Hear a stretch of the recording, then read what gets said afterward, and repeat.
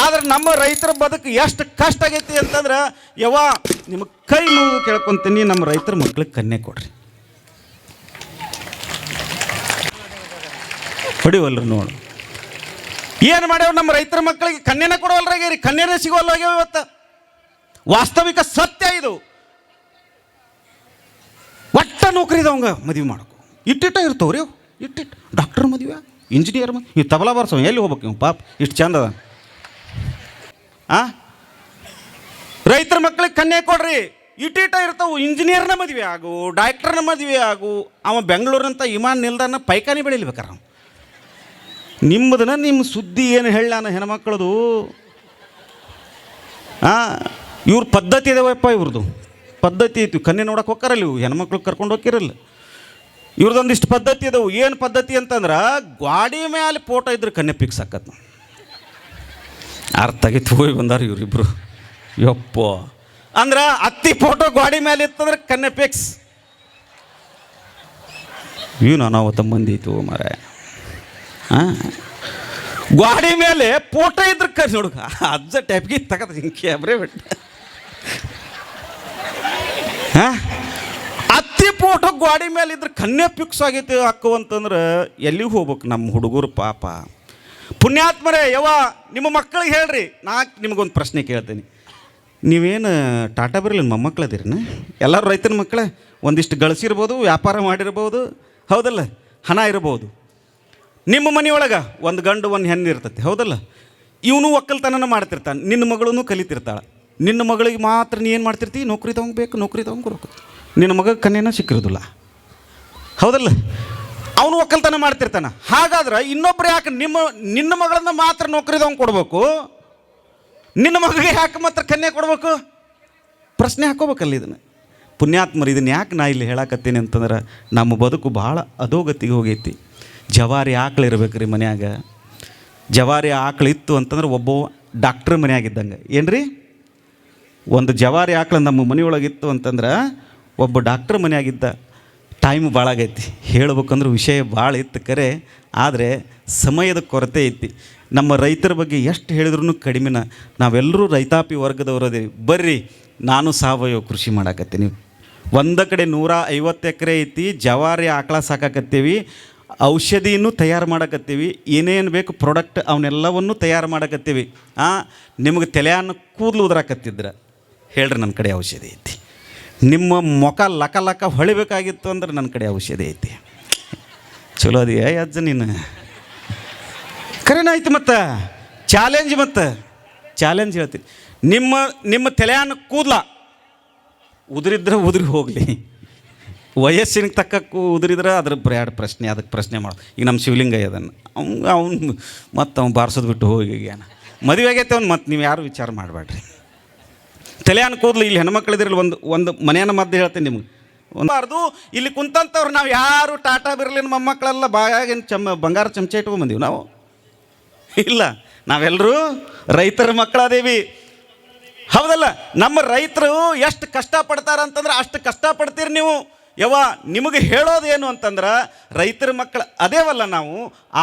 ಆ ರೈತರ ಜೀವನ ಹೆಂಗಾಗೈತಿ ಅಂತಂದ್ರೆ ಒಂದಿಷ್ಟು ಲಾಭಕ್ಕಾಗಿ ವಿಷ ಹಾಕಾಕತ್ತೀವಿ ಭೂಮಿಗೆ. ಏನು ಮಾಡಾಕತ್ತೀವಿ? ಲಾಭಕ್ಕಾಗಿ ಹೆಚ್ಚಿಗೆ ಇಳುವರಿ ತೊಗೋಬೇಕಂತ ಹೇಳಿ ಭೂಮಿಗೆ ವಿಷ ಹಾಕಕತ್ತೀವಿ. ನಾವೆಲ್ಲರೂ ವಿಷ ತಿನ್ನಕತ್ತೀವಿ. ನಾವು ತಿನ್ನೋದಲ್ಲ ಬಿಡ್ರಿ, ಅಜ್ಜರು ಬೇರೆ ಯಾವ್ದಾರು ಕೊಡ್ತೀವಿ ಅಂತ ನೀವು ತಿಳ್ಕೊಂಡ್ರಿ. ಇಲ್ಲ, ಹೆಂಗಾಗಿತ್ತು ಅಂದ್ರೆ ನಿಮಗೆ ಬರ್ತದೆ. ಉದಾಹರಣೆ ಹೇಳ ನಿಮಗೆ ಹೆಂಗಪ್ಪ ಥೈರಾಯ್ಡು, ಮೊಣಕಾಲು ನೋವು, ನಿಮಗೆ ಏನೇನೈತಿ ಎಲ್ಲದಕ್ಕೂ ಔಷಧಿ ಕೊಡ್ತೀನಿ ನಾನು. ಬೇಕಾದ್ರೆ ನಿಮಗೆ ಪಾಳೆ ಹೆಚ್ಚಿ ಕುಂದ್ರಂದ್ರೆ ಬೆಳತನ ಕುಂದಿರ್ತೀನಿ. ಎಲ್ಲರಿಗೂ ಔಷಧಿ ಐತಿ. ನಿಮಗೆ ಎಂಥ ರೋಗ ಇದ್ರೂ ಅದನ್ನು ಆರಾಮ ಮಾಡ್ತೀನಿ ನಾನು. ಏನು ಈಗ ನನ್ನ ಮಾತು ಕೇಳ್ರಿ. ಏನು ಅಂತಂದ್ರೆ ನಮ್ಮ ಜೀವನದ ಶೈಲಿ ಬದಲಾಗಿರೋದ್ರಿಂದ ನಾವು ತಿನ್ನುವಂಥ ಆಹಾರ ಪದಾರ್ಥದೊಳಗೆ ನಾವೇ ಸ್ವಯಂಕೃತ ಅಪರಾಧ ಮಾಡಿ ವಿಷ ಹಾಕೋದ್ರಿಂದ ನಮಗೆ ಬರಬಾರ್ದಂಥ ರೋಗಗಳು ಬರಾಕತ್ತವು ಹಿರಿಯರು. ಏನು ಹಂಗೆ ಒಂದು ಉದಾಹರಣೆ ಕೊಟ್ಟು ನಾನು ಮಾತು ಮುಗಿಸ್ತೀನಿ. ಹೆಚ್ಚಿಗೆ ಇದರ ಜಗಕ್ಕೆ ಹೋಗೋದಿಲ್ಲ ನಾನು. ಏನು ಅಂತಂದ್ರೆ ಈಗ ಎಣ್ಣೆ ಯಾವ್ದು ಎಣ್ಣೆ ರೀ? ಮತ್ತು ಎಣ್ಣೆ ಅಂದ ತಕ್ಷಣ ಎತ್ತತ್ತಾಗ ಹೋಗ್ಬೇಡಪ್ಪ ಯಪ್ಪ ದೈವ ಹನಿ ಬಡ್ಕೊಂತೀನಿ. ಮತ್ತು ಮನ್ಕೊಡ್ದ ನನಗೆ ಫೋನ್ ಹಚ್ಚಿಗಿಚ್ಚ ಅಡುಗೆ ಹಾಕೋ ಎಣ್ಣೆ, ಹೌದಲ್ಲ. ಏನು ಬಜಿ ಗಿಜಿ ಮಾಡಿರೇನ? ಬಜಿ ಗಿಜಿ ಮಾಡ್ತೀರಿಲ್ಲ, ಶಾಂಡ್ಗಿ ಹಿಂಡಿ ಕರಿತೀರಿಲ್ಲ. ಅದನ್ನು ಕರಿಬೇಕಾದ್ರೆ ಎಣ್ಣೆ ಬೆಳೆಸ್ತೀವಲ್ಲ, ಯಾವುದು ಬೆಳೆಸ್ತೀರಿ ನೀವು? ರುಚಿ. ನೋಡ್ರಿ ಅಂಥ ಹೆಸರು ರುಚಿ ಅಂದ್ರೆ ಮತ್ತು ಪರಮ ಪವಿತ್ರ. ಅದು ಅದ್ರ ಮುಂದೆ ಗೋಲ್ಡ್ ಅಂತ. ನಿಮ್ದು ಏನಾಗೈತಿ ಬಾಡಿ ಎಲ್ಲ ಒಳಗೆ ಟೊಳ್ಳು ಅಂತೇಳಿ ನಾನು ಹೇಳ್ತೀನಿ. ಈಗ ರುಚಿ ಗೋಲ್ಡ್ ಹೆಸರು ನೋಡ್ರಿ. ಪುಣ್ಯಾತ್ಮ ಇಟ್ಟವಂಗೆ ನೊಬೆಲ್ ಪ್ರಶಸ್ತಿ ಕೊಡ್ಬೇಕು. 1 kg ಶೇಂಗಾದ ಎಣ್ಣೆ ತಯಾರಾಗಬೇಕಾದ್ರೆ ಎಷ್ಟು kg ಶೇಂಗಾ ಹೊಕ್ಕ ಗೊತ್ತೈತೆ ನಿಮ್ಗೆ? ಹಾಂ ಏನು ರೀ? ಹಾಂ, ಮೊನ್ನೆ ನೀವು ಪ್ರವಚನ ಎಲ್ಲೇ ಹೇಳಿದ್ರಿ. ನಿಮ್ಮ ಧ್ವನಿ ಕೇಳೀನಿ ನಾನು. ಹಾಂ, ಭಾಳ ಚಂದ ಮಾತಾಡ್ತಾನಪ್ಪ ಮಾರಾಯ ಅವ. ಏನಾಯ್ತಲ್ಲ ನಿಮ್ಮ ಹೆಸರು? ಹಾಂ ಹಾಂ, ಭಾಳ ಪರಿಚಯ ಅದನ, ಅದಕ್ಕೆ ಹಂಗೆ ಹೇಳಿದ್ನೆ. 1 kg ಎಣ್ಣೆ ತಯಾರಾಗಬೇಕಾದ್ರೆ 3.5 kg 4 kg ಇವ 3 kg ಹಿಡ್ಕೊಂಡ್ಬಿಡೋಣ ಅವ. ಹೌದಲ್ ಬೇ? 3 kg ಶೇಂಗಾ ಕಾಳಿಗೆ ಅಜ್ಜಾರ ಎಷ್ಟು ಐತೆ ರೀ 1 kg ಶೇಂಗಾ ಕಾಳಿಗೆ? ಹೊಲ್ ನೋಡು ಅವನು ಪುಣ್ಯಾತ್ಮನು ಎಷ್ಟು ಗಟ್ಟಿದು. 1 kg ಶೇಂಗಾ ಕಾಳಿಗೆ ಎಷ್ಟು ಐತೆ ರೀ? 120 ರೂಪಾಯಿ. 1 kg ಶೇಂಗಾ ಎಣ್ಣೆಗೆ, ಪ್ಯೂರ್ ಶೇಂಗಾ ಎಣ್ಣೆಗೆ 1 kg ಶೇಂಗಾ ಎಣ್ಣೆಗೆ ಎಷ್ಟು ಐತೆ ರೀ? 160 ಐತಿಲ್ಲ ರೀ ಹಿರಿಯಾರ? 200 ಅಲ್ರಿ, ಈಗ ನೀವು ಅಂಗಡಿಯಾಗ ತೊಗೊಂಬರ್ತಿಲ್ಲ ಅದನ್ನು ಹೇಳ್ರಿ. 130, 140, 150 ಹೌದ್ರಿ? ಚಲೋ ಪ್ಯೂರ್ ಎಣ್ಣೆ ಹೌದಲ್ರಿ? ಶೇಂಗಾದ ಎಣ್ಣೆ ಅದನ್ನು ತಿನ್ನಕತ್ತೀರಿ ಇಲ್ಲಿ ನೀವು. ಹಂಗಾದ್ರೆ 1 kg ಶೇಂಗಾದ ಎಣ್ಣೆ ತಯಾರಾಗಬೇಕಾಗಿತ್ತು ಅಂದ್ರೆ 3 kg ಕಾಳು ಹೊಕ್ಕವು. ಹೌದಲ್ಲ? 3 kg ಕಾಳು ಹೋದ್ರು ಅಂತಂದ್ರೆ ಹೆಂಗೆ ಹೇಳಿದ್ರಲ್ಲ, 1 kg ಕಾಳಿಗೆ 120 × 3 360 ಆತಿಲ್ಲ ರೀ ಸರ್? 360 ರೂಪಾಯಿ ಬರೀ ಕಾಳಿಗೆ ಆತು. ಹೌದಾ?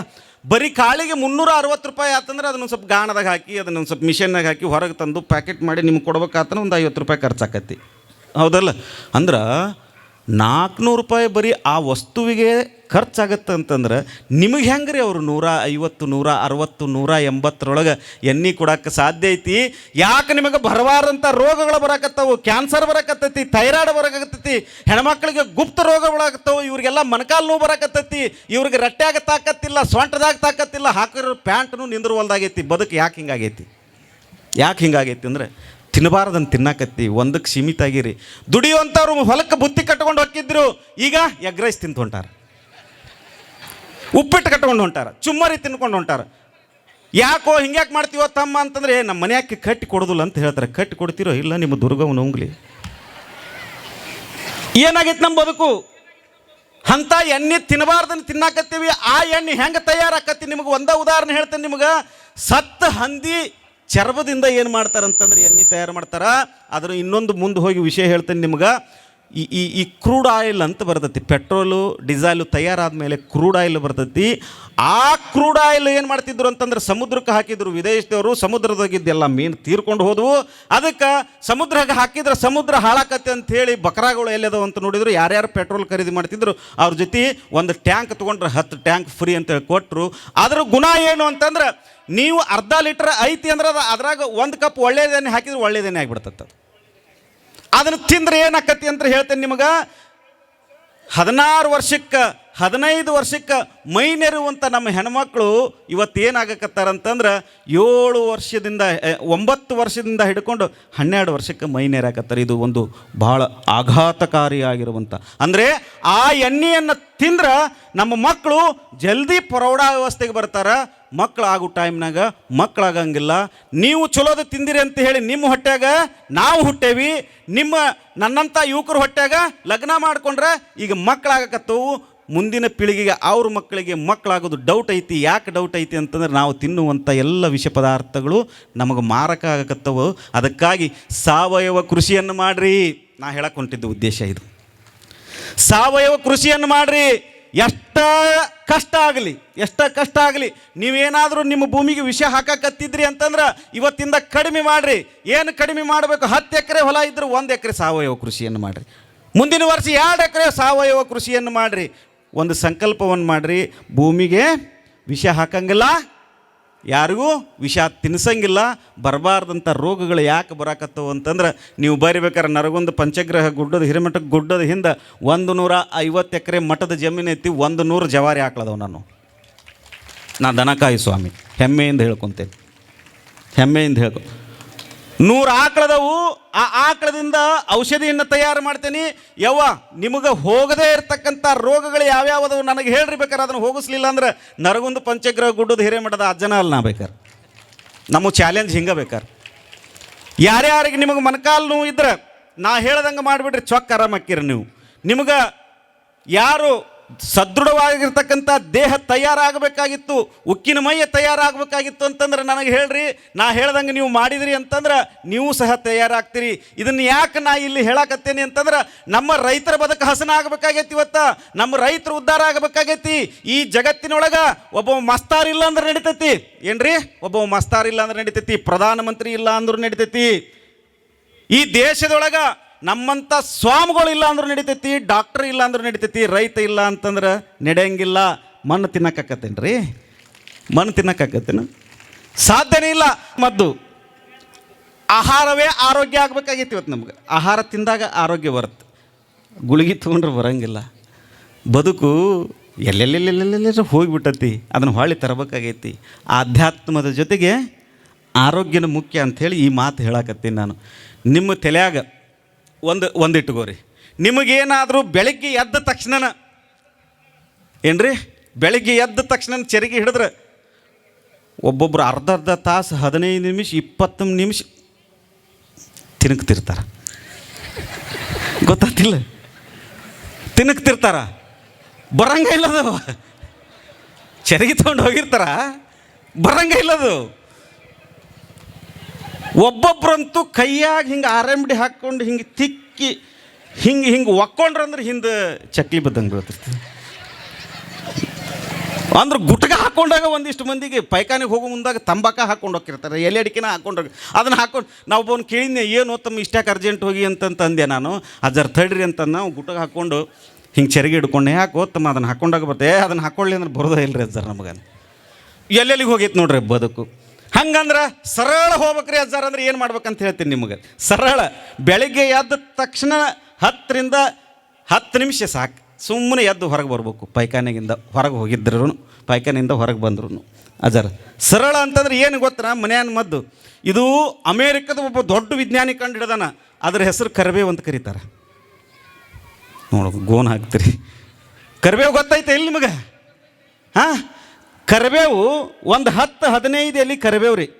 10-15 ಎಲೆ ಕರಿಬೇವು, ಒಂದು 3 ಚಿಟಿಕಿಗೆ ಬರುವಂಥ ಜೀರಿಗೆನ ತಗೊಂಡು ಸುಮ್ಮನೆ ಬೆಳಗ್ಗೆ ಎದ್ದ ತಕ್ಷಣ ಖಾಲಿ ಹೊಟ್ಯಾಗ ಸುಮ್ಮನೆ ಅದನ್ನು ಅಗದು ತಿಂದ ಅದರ ರಸಾನ ಕುಡಿದು ಹಿಂಗೆ ಬಿಟ್ಟು ಅದನ್ನು ನುಂಗಿ ಬಿಟ್ರಿ ಅಂತಂದ್ರೆ ಮರನೇ ದಿವಸ ಚರಿಗೆ ಹಿಡ್ಕೊಂಡು ಹೋದ್ರೆ ಹಿಂಗೆ ಚರಿಗೆ ಉಳಿಸ್ದಂಗೆ ಆಕತಿ. ಸರಳ ಹೊಕ್ಕತ್ರಿ. ಬೇಕಾದ್ರೆ ಪರೀಕ್ಷೆ ಮಾಡಿ ನೋಡ್ರಿ ನೀವು. ಒಂದು 4 ರಿಂದ 5 ದಿವಸ ಮಾಡಿರಿ ನೀವು, ನಿಮ್ಮದು ಹೊಟ್ಟೆ ಸಾಪಕತ್ತಿ. ಬರೀ ಕರಿಬೇವು ಜೀರಿಗೆ ತಿನ್ನೋದ್ರಿಂದ. ಇನ್ನೊಂದು ಹೇಳ್ತೀನಿ ನಿಮ್ಗೆ, ಅದರಿಂದ ಇನ್ನೊಂದು ಏನು ಉಪಯೋಗ ಅಂತಂದ್ರೆ, ನೀವು ಹಿಂಗೆ ತಲೆ ಬಾಚ್ಕೊಂತಿರ್ತೀರಿಲ್ಲ, ಹಿಂಗೆ ತಲೆ ಬಾಚ್ಕೊಂಡು ಏನು ಬರ್ತಾವೆ? ನನ್ನ ನಗಿಸಿದ್ನಲ್ಲೋ ಮರ, ಅವ ಏನೋ ಅಂದ್ಬಿಡು, ಹೋಗ್ಲಿ ನನ್ನ ಭಯಾಗ ಬೇಡ. ತಲೆನ ಕೂದಲು ಬರ್ತಾವಲ್ಲ ನಿಮಗೆ, ಉದುರ್ತಿದ್ವು ಅಂದ್ರೆ ತಲೆನ ಕೂದಲ ಏನು ಮಾಡ್ತಿದ್ರಿ ಅವನ್ನ ಹಿಂದಿನ ಕಾಲದಾಗ? ಕೂದಲವು ಪಿನ್ನು ಸೂಜು ದಾರ ಅಂತ ಬರ್ತಿದ್ದಿಲ್ಲ. ಅವ್ರು ಮಾರಕ್ಕೆ ಕೊಡ್ತಿದ್ರು, ಒಂದಿಷ್ಟೇನೋ ಸಾಮಾನು ತೊಗೊತಿದ್ರು. ನೋಡ್ರಿ, ಕೂದ್ಲಕ್ಕೆ ಕಿಮ್ಮತ್ತೈತಿ, ಈ ಶರೀರಕ್ಕೆ ಕಿಮ್ಮತ್ತಿಲ್ಲ. ಹೌದಲ್ಲ? ಆ ಕೂದಲು ಉದುರಬಾರ್ದು ಅಂದ್ರೆ ಔಷಧಿ ಹೇಳ್ಬೇಕಾಗೈತಿ. ಅದಕ್ಕೆ ಅದನ್ನು ಹೇಳಿದ್ದು ನಿಮ್ಗೆ. ನಿಮ್ಮ ಕೂದಲ ಹಿಂಗೆ ಬಾಚ್ಕೋರಿ, ಅವ್ನು ತೆಗೆದು ಎನಿಸಿಡ್ರಿ. ನೀವು ಎನಿಸಿಡ್ರಿ. ಯಾವಾಗ ನೀವು ಕರಿಬೇವು ಮತ್ತು ಜೀರಿಗೆ ತೊಗೊಂಡು ತಿನ್ನಕ್ಕೆ ಪ್ರಾರಂಭ ಮಾಡ್ತೀರ, 45 ದಿವಸ ತಿನ್ಬೇಕ್ರಿ. ಏನ್ರಿ, 45 ದಿವಸ ನೀವು ತಿಂದಿದ್ದ ಕರೆ ಆಯಿತು ಅಂತಂದ್ರೆ ನಿಮ್ಮ ತಲೆಯಾಗ ಉದುರುವಂಥ ಕೂದಲು ಕಡಿಮೆ ಆಕವು. ಬಿಳೆ ಕೂದಲು ಆಗಾಕತ್ತಿದ್ವು ಅಂದ್ರೆ ವಯಸ್ಸಿದ್ರೆ ನಿಲ್ತವು, ವಯಸ್ಸಾದ್ರೆ ಅಕ್ಕಿರ್ತಾವು. 2 ಉದಾಹರಣೆ ಆತ ನಿಮ್ಮ ತಲೆಯಾಗ. ಏನು ಆಲ್ ಕ್ಲಿಯರ್ ಹಚ್ಕೊತೀರಿ ನೋಡಿ, ಹೆಸರು ಹೆಂಗಿಟ್ರ? ಕ್ಲಿನಿಕ್ ಪ್ಲಸ್ ಅಂತ ಅದನ್ನು ಹಚ್ಕೊಂಡ್ರೆ ಆಲ್ ಕ್ಲಿಯರ್. ನಿಮ್ಮ ತಲೆಯಾಗಿದ್ದು ಕೂದಲ ನೀವು ಅದನ್ನು ಹಚ್ಕೊಂಡೆ ನಿಜಲಿಂಗ ಇಲ್ಲಲ್ಲ, ಆಲ್ ಕ್ಲಿಯರ್. ಎಂತೆಂಥ ಹೆಸರು ಇಟ್ಟಾರೆ ನೋಡ್ರಿ ಅವಕ್ಕೆ. ನೀವೇನಾದರೂ 40 ರಿಂದ 45 ದಿವಸ ಜೀರಿಗೆ ಮತ್ತು ಕರಿಬೇವು ತಿಂದಿದ್ದ ಕರೆ ಆಯಿತು ಅಂದ್ರೆ, ನೀವು 41ನೇ ದಿವಸದಿಂದ ನೀವು ಬಾಚುಗಳು ತೆಗೆದಿಡ್ರಿ. 1ನೇ ದಿವಸ ತೆಗೆದಿಡ್ರಿ, ಎನಿಸಿ ನೋಡ್ರಿ. ಉದುರುವಂಥ ಕೂದಲು ಕಡಿಮೆ ಆಗದೇ ಇದ್ರೆ ನನ್ನ ಕೈ ಹಿಡಿದು ಕೇಳ್ರಿ. ಇನ್ನೂ ಒಂದು ಹೇಳ್ತೀನಿ ನಿಮಗೇನಾದ್ರು ದೂರದೃಷ್ಟಿ ಸಮೀಪ ದೃಷ್ಟಿ ಕಡಿಮೆ ಇತ್ತು ಅಂದ್ರೆ ಕರಿಬೇವು ತಿಂದಿದ್ದ ಕರೆ ಆತಂದ್ರೆ ಅದು ಸತ್ಯ ಕಡಿಮೆ ಆಕತಿ. ದೂರದೃಷ್ಟಿ ಇದಕ್ಕೆ ಕಡಿಮೆ ಇತ್ತಂದ್ರೆ ಅದು ಕಡಿಮೆ ಆಕತಿ. ಸಮೀಪ ದೃಷ್ಟಿ ಇತ್ತಂದ್ರೆ ದೃಷ್ಟಿ ದೋಷನೂ ಹೋಗುತ್ತೆ. ಬರೀ ಒಂದು ಕರಿಬೇವು ಒಂದು ಜೀರಿಗೆ ಒಳಗೆ ಇಷ್ಟು ತಾಕತ್ತೈತಿ ಅಂತಂದ್ರೆ ಏನೇನು ತಿನ್ನಕತ್ತೀವಿ ರೀ, ಎಂಥದ್ದು ತಿನ್ನಕತ್ತೀವಿ. ನಮ್ಮ ಕಬರ್ ಇಲ್ಲದ ಜೀವನ ಎತ್ತಾಗಾರ ಹೊಂಟತಿ. ಅದಕ್ಕಾಗಿ ವೀರಭದ್ರೇಶ್ವರರ ಜಾತ್ರಾ ಮಹೋತ್ಸವ, ಸುಬ್ರಹ್ಮಣ್ಯ ಸ್ವಾಮಿಯ ಈ ಒಂದು ಗುಡಿಯ ಉದ್ಘಾಟನಾ ಸಮಾರಂಭದೊಳಗೆ ನೋಡ್ರಿ 11 ದಿವಸ ಅಜ್ಜವ್ರ ಮೌನ ಅನುಷ್ಠಾನ ಮಾಡಕತ್ತಾರೆ. ಸಂಕಲ್ಪ ಅಂದ್ರೆ ಎಂತೆಂಥವು ಇರ್ತಾವ್ರಿ, ಎಂತೆಂಥ ಸಂಕಲ್ಪ ಗೊತ್ತಿಲ್ದಂಗನ ನಮ್ಮ ಬದುಕಿಗೆ ಹಾಳಾಗಾಕ ಅವರು ಕಾರಣೀಕರ್ತರಾಗ್ತಾರೆ. ಅದಕ್ಕಾಗಿ ನಾವು ತಿಳ್ಕೊಳ್ಬೇಕು, ನಾವು ಎಂಥವ್ರ ಸಂಘ ಮಾಡಬೇಕು, ಯಾರ ಜೊತೆ ಇರಬೇಕು, ಯಾರು ಹೆಂಗಿರ್ತಾರಂತಂದ್ರೆ ಹೇಳಿದ್ದಿಲ್ಲ ನಮ್ಮ ಜೊತೆಗೇನ ಇರ್ತಾರೆ, ನಮ್ಮಂಗನ ಬೆಲ್ಲದಂಗೆ ಮಾತಾಡಿರ್ತಾರೆ. ನೀನೋ ನಿನಕ್ಕಿಂತ ಯಾರೂ ಇಲ್ಲ ಅಂತಿರ್ತಾರೆ. ಆದರೆ ಎಲ್ಲೋ ಒಂದು ಕಡೆ ನಮ್ಮ ಬದುಕಿಗೆ ಚೂರಿಯನ್ನು ಹಾಕುವಂಥ ಸ್ನೇಹ ನಮಗೆ ಚಲೋ ಅಲ್ಲ ಅನ್ನುವಂಥದ್ದನ್ನು ಇವತ್ತು ವೀರಭದ್ರೇಶ್ವರರ ಜಾತ್ರಾ ಮಹೋತ್ಸವದಲ್ಲಿ ಅದರ ಜೊತೆಗೆ ದೇವಸ್ಥಾನದ ಉದ್ಘಾಟನೆಯಲ್ಲಿ ನಾವು ತಿಳ್ಕೊಳ್ಬೇಕು ಅನ್ನುವಂಥದ್ದು. ಪುಣ್ಯಾತ್ಮರ ಇಲ್ಲಿವರೆಗೆ ಆಧ್ಯಾತ್ಮದ ಕೆಲವೊಂದಿಷ್ಟು ವಿಷಯಗಳನ್ನು ನಿಮ್ಮ ಮುಂದೆ ಬಿಚ್ಚಿಟ್ಟೆ ನಾನು. ಆದ್ರೆ ಇವತ್ತು ನಾವು ಸ್ವಾಮಿಗಳು ಪುರಾಣ ಪ್ರವಚನಗಳನ್ನು ಹೇಳ್ಕೊಂತ ಹೊಂಟೀವಿ, ಹೌದಲ್ಲ? ಹೇಳ್ಕೊಂತ ಹೇಳೋದ್ರೊಳಗೆ ಆಧ್ಯಾತ್ಮ ಭಾಳ ಮುಖ್ಯ. ಆಧ್ಯಾತ್ಮ ಇಲ್ಲ ಅಂತಂದ್ರೆ ಬದುಕು ಇಲ್ಲ, ಬದುಕು ಸಾಕ್ಸೋಕ್ಕಾಗಂಗಿಲ್ಲ. ಅದರ ಜೊತೆಗೆ ಆರೋಗ್ಯನೂ ಭಾಳ ಮುಖ್ಯ ಐತಲ್ರಿ, ಹೌದಲ್ಲ? ಆಧ್ಯಾತ್ಮದ ಜೊತೆಗೆ ಆರೋಗ್ಯನೂ ಬಹಳ ಮುಖ್ಯ ಐತಿ. ಹಾಗಾದರೆ ನಮ್ಮ ಬದುಕು ಯಾವ ಕಡೆ ಸಾಗಕತ್ತೈತಿ ಇವತ್ತು? ನಮ್ಮ ಜೀವನ ಯಾತ್ರ ಕಡೆ ಹೊಂಟೈತಿ ಇವತ್ತು? ನಾವು ಏನು ಮಾಡಾಕತ್ತೇವಿ ಎನ್ನುವಂಥ ಒಂದು ಪ್ರಶ್ನೆಯನ್ನು ನೀವು ಹಾಕ್ಕೊಂಡಿದ್ದ ಕರೆ ಆಯಿತು ಅಂದರೆ ಪುಣ್ಯಾತ್ಮರ ನಮ್ಮ ಬದುಕಿನಂಗೆ ಹೊಳೆದಿಲ್ಲ, ನಮ್ಮ ಬದುಕು ಅಧೋಗತಿಗೆ ಹೋಗೈತಿ. ನಾ ಹೇಳುವಂಥ ಉದ್ದೇಶ ಏನು ಅಂತಂದ್ರೆ ನಮ್ಮದು ಹಳಿ ತಪ್ಪೈತಿ. ಏನು ಹೇಳಕತ್ತೀನಿ ನಾನು? ನಮ್ಮದು ಹಳಿ ತಪ್ಪೈತಿ.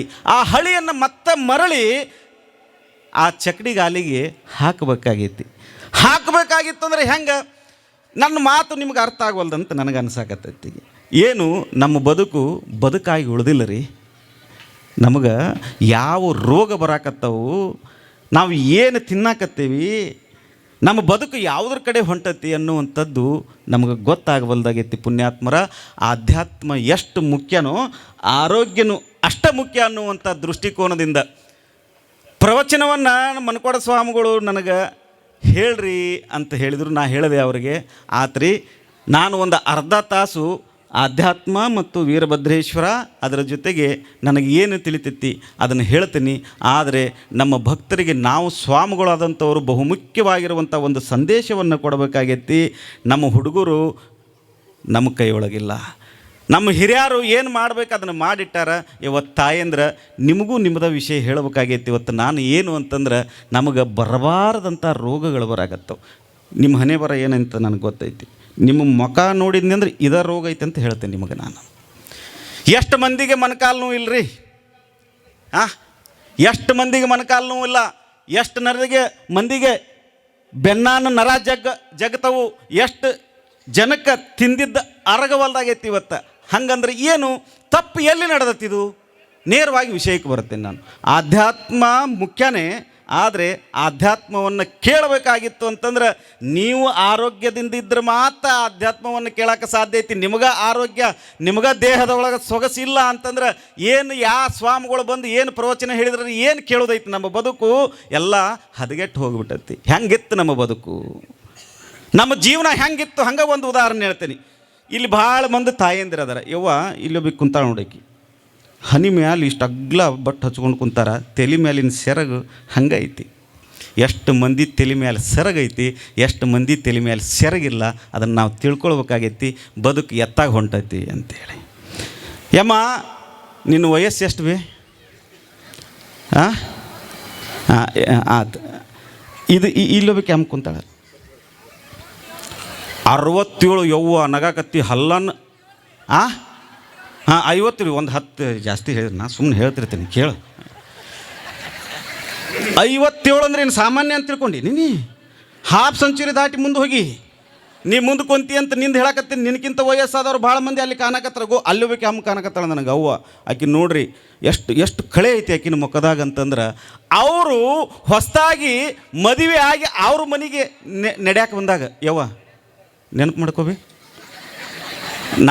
ನಾನು ಹೇಳಕತ್ತಿದ್ದು ಹೊಸದಾಗಿ ಮದುವೆ ಆಗಿ ಬಂದಾಗ ನಡ್ಕೊಳಕ್ಕೆ ಬಂದಿದ್ದಿಲ್ಲವ್ವ. ನೀನು ಸೊಸೆಯಾಗಿ ನಿಮ್ಮ ಮನೆಗೆ ಬಂದಂಥ ಸಂದರ್ಭದೊಳಗೆ ಕೂಡಿ ಕುಟುಂಬ, ಹೌದಲ್ಲ? ನಮ್ಮ ಬದುಕು ಹೆಂಗಿತ್ತು ರೀ? ಕೂಡಿ ಕುಟುಂಬ ನಮ್ಮದು, ಹೌದಲ್ಲ? ನೀನು ಮೊಟ್ಟ ಮೊದಲು ಮಾಡಬೇಕಾಗಿರುವಂಥ ಕೆಲಸ ಏನು ಹೇಳಿದ್ರಿ? ನಿಮ್ಮ ಮನ್ಯಾಗ ಏನು ಹೇಳಿ ಕಳಿಸಿದ್ರು? ಹಾಂ, ಹೊಂದ್ಕೊಂಡು ಹೋಗು. ನೋಡ್ರಿ ಹೆಂಗೈತಿ ಬಾಳೆ. ಅವ್ರ ಮಾತು ಕೇಳ್ರಿ ನೀವು. ಇದು ನಿಜವಾದ ಜೀವನ ಐತಿ. ಇದನ್ನು ಹೇಳ್ಬೇಕಾಗೈತಿ ನಾನು ಇವತ್ತು. ಹೊಂದ್ಕೊಂಡು ಹೋಗೋ ಜೀವನ. ಅಲ್ಲಿ ಹೆಂಗಾರ ಇರಲಿ, ಕಷ್ಟನರ ಇರಲಿ, ಸುಖನರ ಇರಲಿ, ಗಂಡನ ಮನೆಗೆ ಹೋಗೇವಿ ಅಂತಂದ್ರೆ ಹೊಂದ್ಕೊಂಡು ಹೋಗಬೇಕು. ಅದಕ್ಕೆ 57 ವರ್ಷ ಗಂಡನ ಜೊತೆ ಸಂಸಾರ ಮಾಡಿ ಕುಂತಾಳ. 50 ನಿಮಿಷಕ್ಕೆ ಡೈವರ್ಸ್ ಆಗಿರುವಂಥ ಉದಾಹರಣೆ ನಾನು ತೋರಿಸ್ತೇನೆ ನಿಮಗೆ.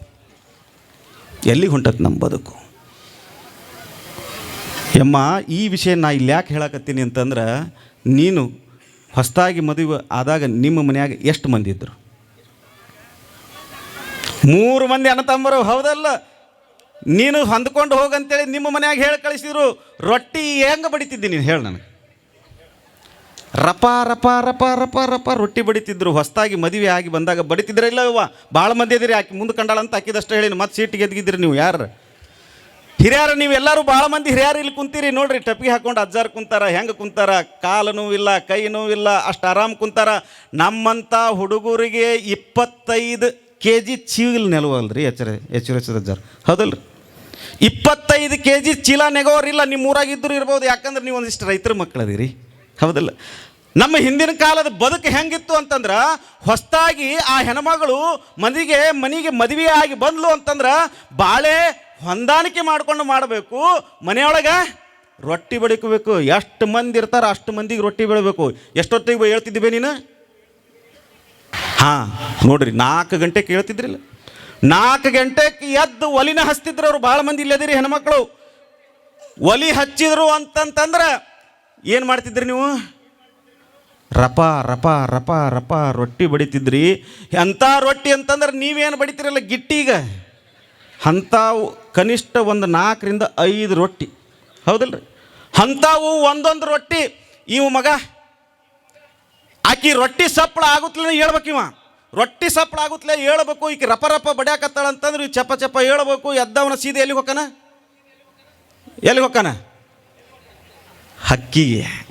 ಹಕ್ಕಿಗೆ ಹೋದ ಅಂತಂದ್ರೆ ಸೀದ ಸೆಗಣಿನ ಬೆಳಿಬೇಕು.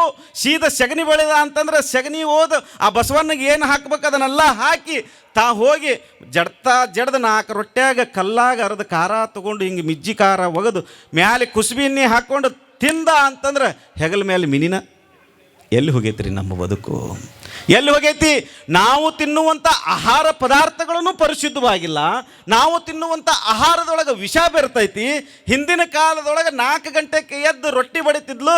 ಆಕೆಗೆ ಮೈಕೈ ನೋವು ಇಲ್ಲ, ಕೈಕಾಲು ನೋವು ಇಲ್ಲ, ಶುಗರ್ನೂ ಇಲ್ಲ, BP ಇಲ್ಲ. ಈಗಿದ್ದವ್ರಿಗೆ ಏನು ಬಂದೈತಿ ಅಂದ್ರೆ ಶುಗರು ಬಂದೈತಿ, BP ಬಂದೈತಿ. ತಿನ್ನಬಾರ್ದಂತ ತಿಂದು ನಮ್ಮ ಜೀವನ ಹೆಂಗಾಗೈತಿ ಅಂತಂದ್ರೆ, ತಿಂದಾಕ ಒಂದು ಗುಳಿಗೆ ಹೊಟ್ಟೆ ಹಸ್ಯಾಕ, ಹೌದಲ್ರಿ ಸರ್?